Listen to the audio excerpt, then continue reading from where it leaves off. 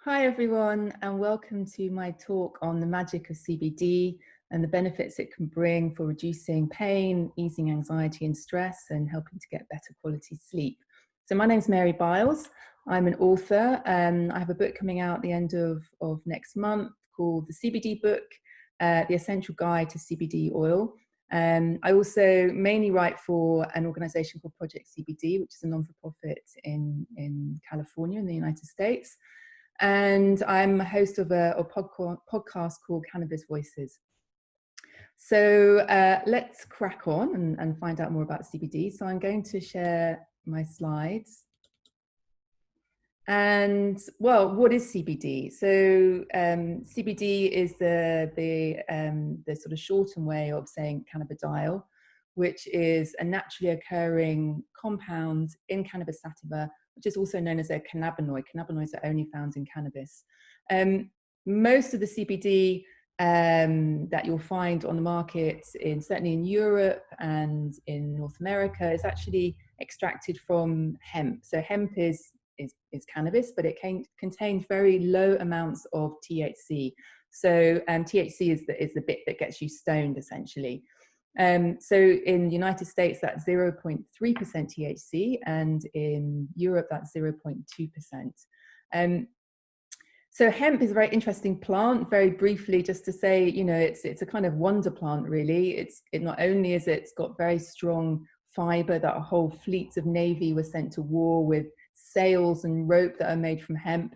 You get incredibly nutritious hemp seed oil from its seeds and hemp protein, etc. And it's also a bioremediator, which means that it sucks out contaminants from the soil. So this is really important when you're sourcing your CBD oil.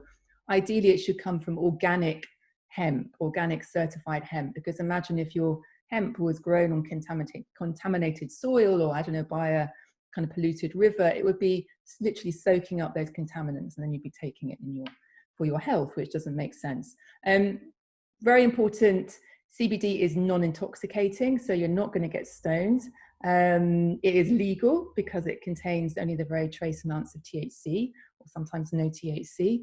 And the World Health Organization declared it to be safe, non-toxic, and non-addictive. Okay, so for anyone new to taking any cannabis products or hemp products, it's always a concern, am I going to get addicted? It's not actually going to happen with CBD oil. In fact, one of the uses or areas that are being researched is actually using CBD to help people with cravings coming off their addictions. Okay, so that's CBD, the molecule. What is CBD oil? Okay, so CBD oil could possibly better be described as a hemp extract. So what that means is you have CBD, because that's the most abundant compounds, but you also have a host of other naturally occurring compounds that are found in hemp. So you've got minor cannabinoids, such as CBDA, THCA, I'm not going to give their long names, and even trace amounts of THC, as I mentioned before, in full spectrum products, but it's not enough to give you a psychoactive effect. There are also terpenes, which are the aromatic molecules that are found in nature. So not just cannabis, it's in all aromatic plants and flowers. So actually, you know, cannabis has a very kind of distinctive smell. It doesn't come from the cannabinoids, it comes from the terpenes. And there are terpenes that are in cannabis, but are also in other plants. So for example, linalool, which is found in lavender, is responsible for the relaxing effect. Limonene, which is found in citrus fruits, is a very kind of mood elevating terpene, and that's also in cannabis. And you'll also find some flavonoids, which are powerful antioxidants. So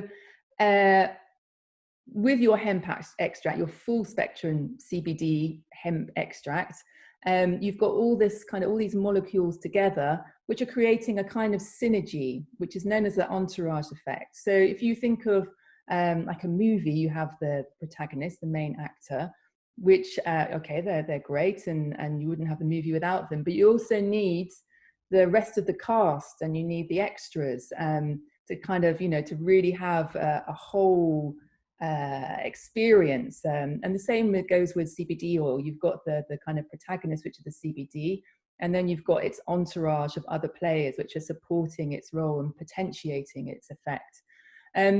So we've got the full spectrum, which I've spoken about. It has a little tiny bit of THC. And then you have broad spectrum, which is more or less the same, usually, but it's had the THC removed. So this is of interest to people who are worried about getting a drug test, and will the THC show up in their drug test, or any other reasons why they may not feel comfortable about having a product with some THC in it. And then there are products made with CBD isolate, which is a purified CBD. Now, probably like me, you would think, okay, if CBD is so great, and I want to get the purified version. It doesn't quite work like that. It's mostly anecdotal evidence, but the feedback is from people that with CBD isolate, you need to take a lot more, and often it's not as effective. So generally, if you can go full spectrum or broad spectrum, that is preferable.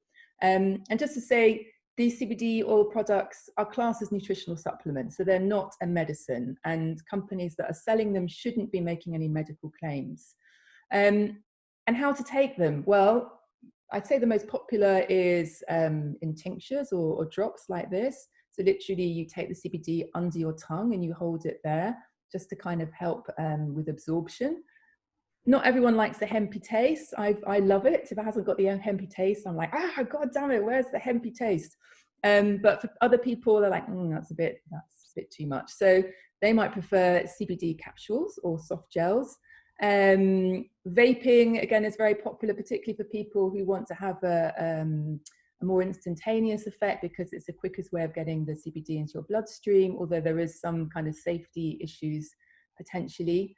CBD edibles, your gummies, chocolates, they kind of put CBD in everything these days. Some of it's a bit kind of faddish, but you know, if it's a CBD gummy, you're probably doing okay, as long as there's not kind of, I don't know, horrible additives and things that you wouldn't want to be taking in a health product. And then CBD topicals. So literally creams and ointments that you rub on your skin, which seem to be popular for joint pain, muscle pain, and also inflammatory skin conditions.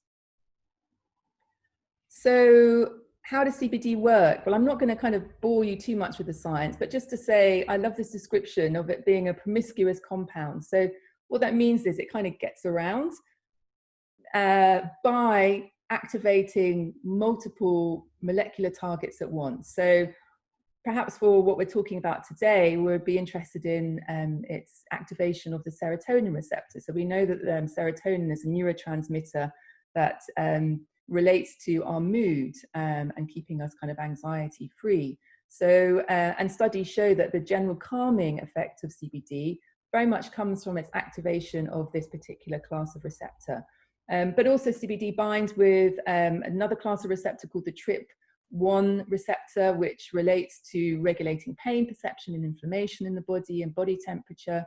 It also interacts with some receptors that may explain anecdotally its anti-tumoral effect, and actually, you know, CBD is being researched as an anti-cancer drug, and it has an overall anti-inflammatory effect on the body, which right now, with what's happening with COVID-19 and this hyper-inflammatory state, this release of pro-inflammatory cytokines, there is research happening for CBD as a potential way to reduce this hyper-inflammatory state. So there are some clinical studies happening related to that. And it's also, CBD is a powerful antioxidant. And just to touch briefly on the endocannabinoid system. So you may not have heard of the endocannabinoid system. It was discovered in the 90s when scientists were trying to work out how THC has its effect in the body. And they found this vast network of receptors in our brain, central nervous system, immune system, basically all around the body, that are activated by endocannabinoids, which are cannabis-like chemicals. One, anandamide, was named after the Sanskrit word for bliss, so that kind of gives you a clue on about the effect it has in our body. In fact, the runner's high is as much to do with really producing anandamide as it is with endorphins, we now know. So the endocannabinoid system is a homeostatic regulator, so it's trying to maintain balance across all our systems. So it's a really, really, really important system in our body. Bizarrely, it's not taught in medical school. I mean, it's just starting now, but because of its relation to cannabis, it's been generally ignored until now, which is crazy. Our endocannabinoid system can become depleted by how we live in modern society. So chronic stress, poor diet, excess alcohol, and this makes us more vulnerable to anxiety and depression and other conditions related to hypersensitivity to pain, like fibromyalgia, IBS, and migraines. We know that CBD helps to strengthen the endocannabinoid system. So it helps to kind of increase the signaling between the anandamide and the receptors. Okay, so moving on to CBD for pain. It's one of the most popular reasons people take CBD. There is some preliminary evidence to support its pain relieving properties. It works best if your pain is for some inflammatory reason, so possibly for autoimmune conditions, rheumatoid arthritis, that kind of thing. It's not so good on neuropathic pain. And don't expect miracles overnight. This is something you have to take it consistently over at least a month. And, you know, it's not a one size fits all. So the general rule with CBD and medical cannabis is to start slow and start low and go slow with dosing. So you're gradually building up to find your own personal sweet spot. So you have to listen to your body. There's no doctor to tell you. I mean, it's a nutritional supplement, but you know, you have to like really, really listen and maybe have a journal just to take note of how it's going. CBD for stress and anxiety. I mean, I have started recently using CBD myself again for stress and anxiety. I'd forgotten to take it over a period of months.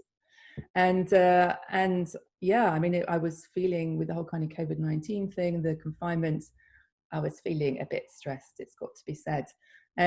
So many people use it for managing stress and anxiety. And there is some interesting research going on, particularly for social anxiety. The studies, I should point out, are using the purified CBD, and they are mostly using extremely high doses as a one-off dose of CBD, so about 600 milligrams, which is the equivalent of kind of a standard bottle in one go. That said, many people report getting great benefits for reducing stress and feelings of anxiety and overwhelm with far lower doses. But again, you have to listen to your body and you have to take it over a period of time. So you start low, you go slow. I keep repeating the same message, but it's the same for everything really, whatever you're taking CBD for. And please, you know, if you have persistent feelings of anxiety, seek advice from a health professional. So CBD and sleep. Again, a popular reason for taking CBD. Many people actually start taking it for something else and then actually notice, hey, I'm actually sleeping better.